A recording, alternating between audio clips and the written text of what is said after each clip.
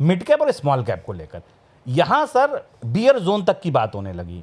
Small cap अपने high से 20-22% नीचे आ गए।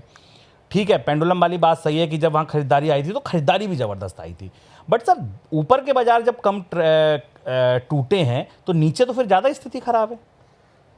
देखो सर, मैं ज़रूर मानता हूँ कि जब मैंने अभी आपको वर्ड यूज़ किया, पिछले 4 साल से कैसीनो बन गया था ये। अब लोग समझते हैं बिजनेस छोड़ के रोज़ इससे पैसा कमाएंगे।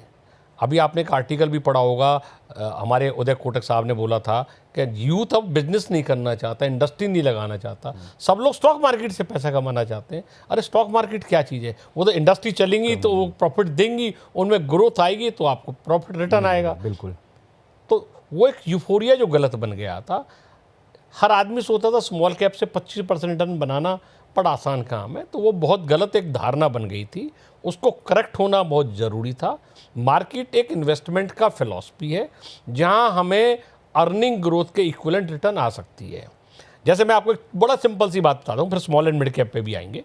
कोई आदमी में सोचता है कि मेरे को कितनी रिटर्न आ सकती है, तो आप nominal growth rate GDP plus inflation, nominal growth rate plus 2% इस इन्वेस्टमेंट से, इक्विटी इन्वेस्टमेंट से थ्रू म्यूचुअल फंड एक्सपेक्ट कर सकते हो।